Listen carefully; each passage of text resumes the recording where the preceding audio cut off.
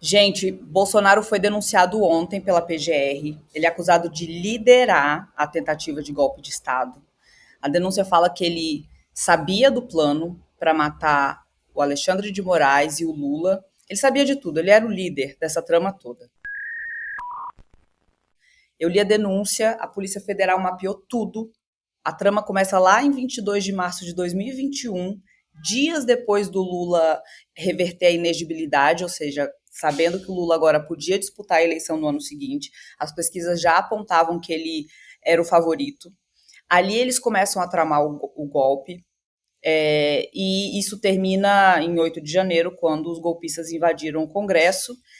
Eu vou falar mais sobre isso, mas eu sei que a Marina Dias, minha amiga, estava ontem num jantar com o Lula na hora que a denúncia saiu. Então, eu vou ligar para ela. Oi, amiga. Oi, amiga.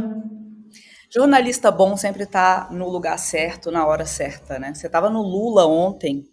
A gente Amiga, se falou muito tá. rápido. Eu comecei a te mandar mil mensagens. Você tá, eu estou jantando com o Lula. Você estava lá na hora que saiu a denúncia e como foi? Amiga, eu tava. Eu sempre te respondo na hora, mas ontem não dava, né?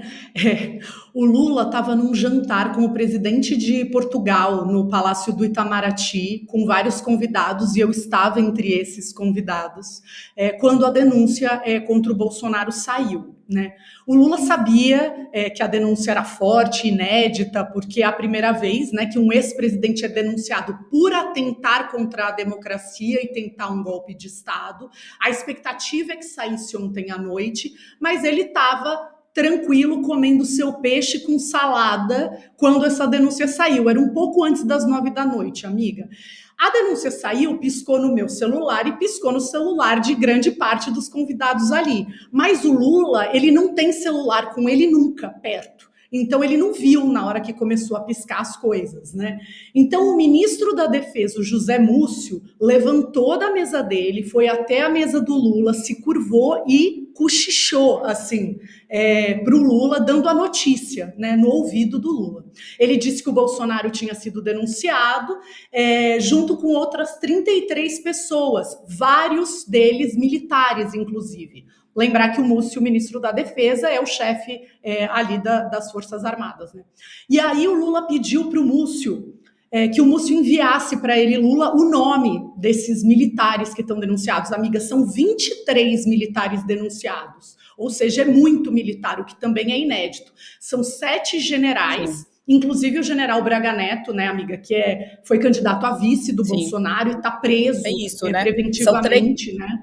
33 pessoas, incluindo o Braga Neto, ex-ministro e foi candidato a vice em 2022 na chapa do Bolsonaro, que está preso preventivamente, como você falou, os ex-ministros Augusto Heleno e Anderson Torres, o ex-comandante da Marinha, o Almir Garnier Santos, e o Mauro Cid, que era o ajudante de ordens do Bolsonaro e que fez delação premiada, mas você estava falando dos militares. E o ex-comandante do Exército também, amiga, o Paulo Sérgio Nogueira, também está na lista. Então, foi rápida, né? Foi um cochicho mesmo entre o Múcio e o Lula, mas foi ali que ele foi informado. E depois do Múcio, o presidente do Supremo Tribunal Federal, Luiz Roberto Barroso, que também estava entre os convidados do jantar, também se aproximou ali do Lula e mostrou assim o celular para ele, muito provavelmente. Com, enfim, o título da matéria, enfim, e o Lula disse ali que já estava ciente. O Lula não deu nenhuma declaração pública, amiga, sobre isso. Ele não falou durante o jantar, só falou uma fala inicial de boas-vindas para o presidente de Portugal e depois foi jantar. Nessa hora ainda não tinha saído a denúncia. E depois que saiu a denúncia, ele ficou bem reservado, assim, só tirando foto e vazou rapidinho. E quando ele passou lá embaixo no Palácio do Itamaraty, na frente dos repórteres que ficam esperando a saída dele, ele fez uma brincadeira, olhou no relógio, disse que estava tarde, já era quase 10 da noite, e falou, eu falo amanhã. Então, até agora, a gente não tem uma declaração pública do Lula, mas foi esse o clima ali. E entre os aliados do Lula, né, depois eu conversei com alguns ministros e tal, todo mundo estava esperando a denúncia, mas achou a denúncia muito contundente, inclusive alguns avanços em relação ao indiciamento da Polícia Federal, né? A Polícia Federal não crava com todas as letras que o Bolsonaro, por exemplo, sabia do plano de matar o Lula envenenado, né? A Sim, Procuradoria é bem contundente nisso, né? Amiga, você fez o mas resumo perfeito, né, eu vou da resumir, denúncia para mim. mas eu queria antes fazer uma pergunta muito importante, que é o que o Lula e a cúpula do poder em Brasília, o que eles jantaram no dia em que Bolsonaro foi denunciado pela PGR? Amiga, tinha mini acarajé, cestinha de abóbora com carne seca e bolinho de estudante com molho de caju de entrada. Também tinha salada de feijão branco com peixe, mas o prato principal era a poqueca, que é o quê? Posta de peixe assado envolto em folha de mostarda. Também tinha filé de carne, assim, com gengibre e banana da terra e chinchim de pato, que o Lula perguntou o que era. O que é isso? E a chefe disse é chinchim de pato. Acho que ele não entendeu, mas pegou um pouco. Amiga, Lula jantou bem. Jantou bem, estava tranquilo. Eu não jantei, mas ele comeu bem. Então, vou resumir, então. Agora, eu comi, coitada de mim, um caldinho de feijão ontem, enquanto lia a denúncia. Para resumir, acho que os pontos mais importantes, né, para as pessoas saberem, assim, Lula volta a ter chance de ser candidato, né, recupera a elegibilidade dele, e a partir dali o Bolsonaro e sua cúpula, né, seus assessores mais influentes, aliados mais influentes, começam a planejar o que eles vão fazer.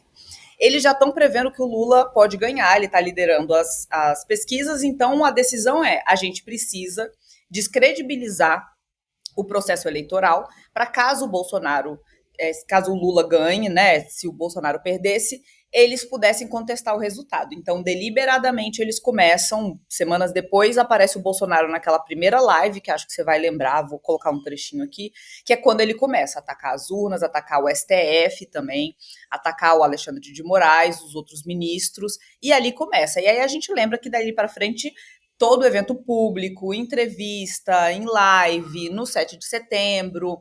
Ele convoca uma reunião com diplomatas internacionais, o tempo todo tentando descredibilizar as urnas e o processo eleitoral. Só que a denúncia agora prova, tem escrito ali, que o Bolsonaro e os militares sabiam que não tinha falhas no sistema de urnas digitais. E eles admitiam isso uns aos outros por escrito. Eles ficavam perguntando: e aí, achou alguma coisa? Eles colocaram técnicos, eles colocaram hackers, eles colocaram um monte de gente para caçar falha nas urnas e não encontraram.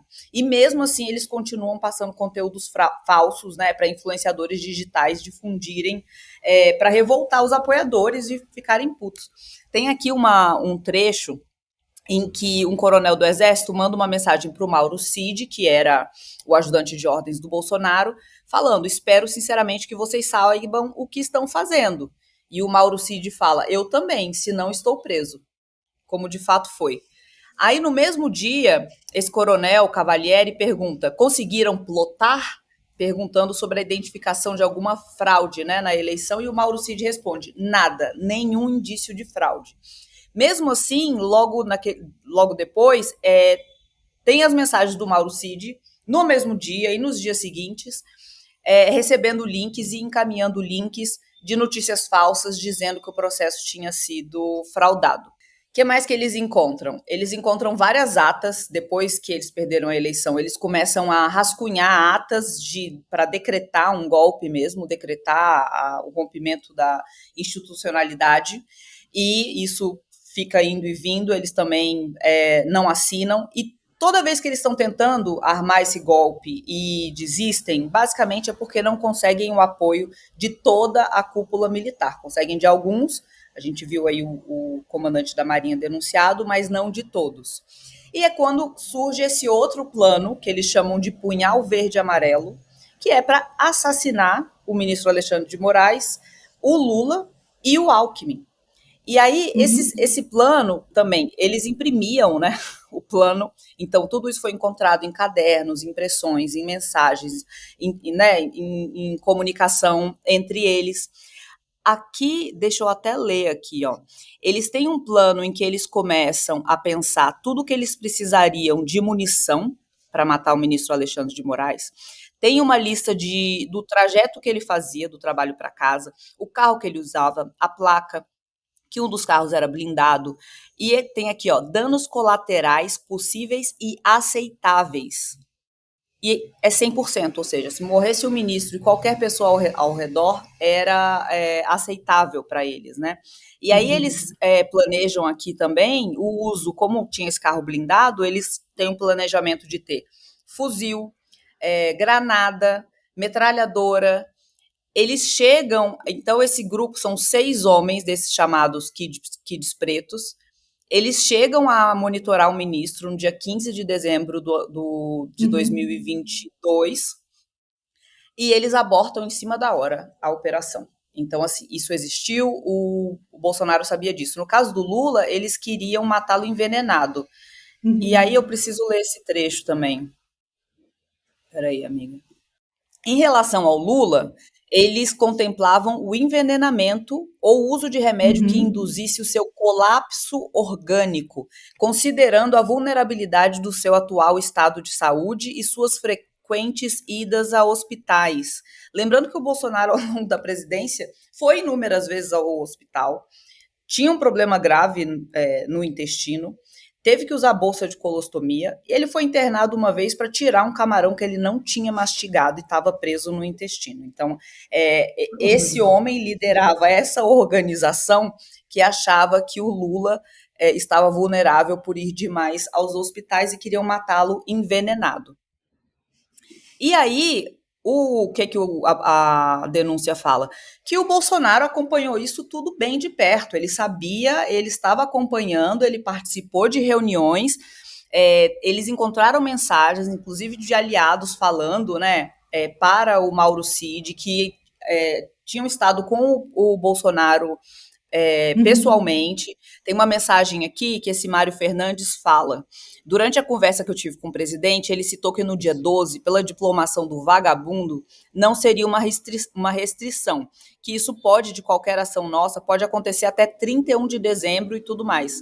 Mas aí na hora eu disse, pô, presidente, mas o quanto antes, a gente já perdeu tantas oportunidades. Para mim, essa mensagem é a mais emblemática sobre o Bolsonaro ter ciência e ter acompanhado de perto esse plano para assassinar o Lula, porque é o cara dizendo que teve uma conversa com ele e todas as argumentações e discussões com ele diretamente, né? Para mim, essa mensagem é bem o quê, né? E aí acho que o terceiro ponto que é importante assim para pensar nos grandes atos desse plano é que o Lula no final toma posse, passa a diplomação, o Bolsonaro vai embora para Orlando abraçar o Mickey, enquanto aqui ele sabe que o que está acontecendo as pessoas, os aliados dele continuam inflamando as pessoas para irem para as ruas, para irem para frente dos quartéis, porque como o golpe não foi concretizado, porque não conseguiram o apoio total da cúpula das Forças Armadas, eles achavam que um apelo social faria os militares irem para a rua. Então, assim, os militares, a alta cúpula, já tinha dito que não ia apoiar um golpe. Eles já sabiam que não ia apoiar um golpe. E eles ficaram incitando, inflamando as pessoas para irem para a porta dos quartéis com mentiras, não só sobre a oposição, mas com mentiras de que o exército estava se preparando, de que ia acontecer, vai ser amanhã, em 48 horas. Eles já sabiam que não ia acontecer. E aí tudo isso termina com as pessoas indo, os golpistas, né, invadindo o Congresso, o Supremo, o Palácio, destruindo tudo, ainda com uma esperança deles ali de que isso fosse causar um caos social, decretado um estado de emergência, e que com isso os militares assumissem. Então o tempo todo eles estavam enganando os próprios apoiadores. E eles sabiam que essa manifestação para invadir o Congresso, os 3 poderes, seria violenta. Tem aqui, às 11h13 do dia 8, um capitão informando que os manifestantes marchariam para a esplanada à 1h da tarde, e 12h36 ele acrescentou que eles estavam acompanhando lá, estavam contando com animosidade e discutiram abertamente a intenção de tomar o poder. E aí os diálogos continuam e chega no momento em que eles identificam que tinha pessoas com pau, estilingue, ripas e pregos. Então, mas, amiga, você que é uma jornalista muito factual e apura muito bem, eu queria entender o que acontece a partir de agora. Então, isso foi a denúncia, ele vai ser preso amanhã? Amiga, ele não vai ser preso amanhã, a não ser que ele obstrua a justiça, né? Então, enfim, se ele tente fugir do país, esse tipo de coisa que é considerado obstrução de justiça. Mas se não, o que acontece agora? Bom, a PGR então apresentou a denúncia para o Supremo. O Supremo decide se aceita ou não a denúncia. Que geralmente, se a denúncia é plausível, e essa é, o Supremo aceita, é quase que uma mera formalidade. E aí, aceitando essa denúncia, esses denunciados viram réus e começa então o processo criminal a correr com o julgamento. Julgamento com testemunha, acusação, defesa e, no fim, sentença. Né? Então, a expectativa das pessoas com quem eu converso no Judiciário, na Polícia Federal, é que essa sentença saia até o fim do ano. Né? Mas as defesas, elas devem tentar prolongar isso, usando estratégias como a convocação de mais testemunha, por exemplo, né? Isso tudo é usado para tentar prolongar o julgamento. Se for condenado, o Bolsonaro pode pegar uma sentença máxima de 43 anos, somados todos os crimes, né? Que tem ali organização criminosa, abolição do Estado Democrático de Direito, tentativa de golpe, dano e destruição de patrimônio público, né? Mas alguns juristas com quem eu tenho falado estão esperando uma pena não máxima, mas que fique ali entre 20 e 30 anos. E, amiga, uma coisa importante que um desses especialistas me chamou a atenção. A estratégia da PGR foi um pouquinho diferente dessa vez, se comparado ao mensalão, por exemplo. Vamos lembrar. Dessa vez, são 5 denúncias contra 34 pessoas. É meio fatiado, né? É uma estrutura de acusação diferente do caso do mensalão, que a PGR lá na época, né, nos anos 2000, segunda metade dos anos 2000, apresentou uma só denúncia contra quase 40 acusados. Então, isso faz com que dessa vez o processo seja menos complexo. É claro que é um processo complexo, mas seja menos complexo e mais rápido. Então, menos advogados, menos testemunhas a serem ouvidas para tentar fazer com que isso seja mais rápido. Então, estamos pensando aí durante o ano, a sentença até o fim do ano, e com a sentença ele condenado, são recursos ali muito pontuais, então geralmente a sentença do Supremo é o que vale, e aí o Bolsonaro seria preso a partir de então. Por isso, mais para fim do ano, né? Não amanhã. Fim do ano e a estratégia também é que seja antes do ano eleitoral, por isso fim do ano, né? Evitar o ano que vem, que os ânimos estarão mais acirrados. Exato, amiga. Obrigado, amiga, foi ótimo. Obrigada a você, beijo. Ficou grande.